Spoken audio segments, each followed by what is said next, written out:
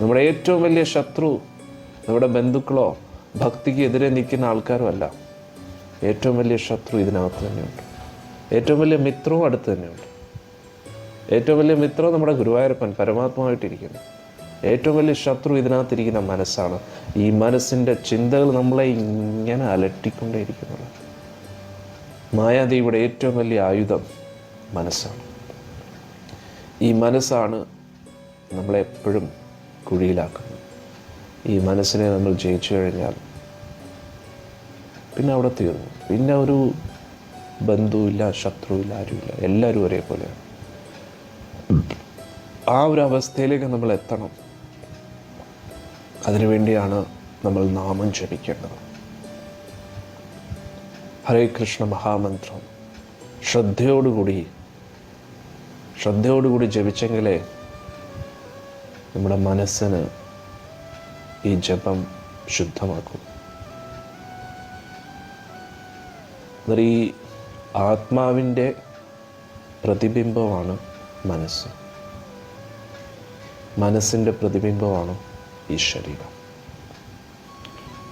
ശരീരം ശുദ്ധമാകണം, മനസ്സ് ശുദ്ധമാകണം. മനസ്സ് ശുദ്ധമാകുമ്പോൾ ശരീരവും ശുദ്ധമാകും, ആത്മാവെന്നും ശുദ്ധമാണ്. പല വ്യക്തികൾക്കും ഭക്തിയിൽ താല്പര്യമില്ലാത്തത് അവർ ദുഷ്ടരായതുകൊണ്ടല്ല, അവരുടെ മനസ്സ് ദുഷ്ടമായതുകൊണ്ട്, മനസ്സ് ആസുരികമായതുകൊണ്ട്. പക്ഷെ മനസ്സ് ശുദ്ധമായി കഴിഞ്ഞാൽ അവരും ഭക്തിയിലേക്ക് വരും. കാരണം എല്ലാ ജീവാത്മാക്കളും വരുന്നത് ഗോലോകത്തിൽ നിന്ന്. ഗോലോകത്തിലേക്ക് അവർ തിരിച്ചെത്തേണ്ടവരാണ്. അവരുടെ വീട് ഗോലോകമാണ്. ഗോലോകത്തെത്തിയില്ലെങ്കിൽ അവരെന്നും യാതനകൾ അനുഭവിച്ചു കൊണ്ടേയിരിക്കും. അതുകൊണ്ട് നമ്മുടെ ടാർഗറ്റ് ഒന്നേ ഉള്ളൂ, നമ്മുടെ മനസ്സിനെ ശുദ്ധമാക്കുക, മറ്റുള്ളവരുടെ മനസ്സിനെ ശുദ്ധമാക്കാൻ സഹായിക്കുക. ഈ മനസ്സാണ് എല്ലാ പ്രശ്നങ്ങൾക്കും കാരണം. മനസ്സിനെ ഒരേ ഒരു കാര്യം വെച്ചേ ശുദ്ധമാക്കാൻ പറ്റൂ, തിരുനാമജപം. അതുകൊണ്ട് നിങ്ങൾ ജപിക്കുന്നത്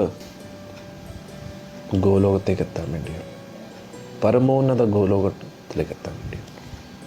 നിങ്ങൾ ജപിക്കുന്നത് എന്നെ ബോധ്യപ്പെടുത്താൻ വേണ്ടിയല്ല, അവിടെ എത്താൻ വേണ്ടിയാണ് എന്നൊരു ബോധ്യം നിങ്ങൾക്കുണ്ടാകും.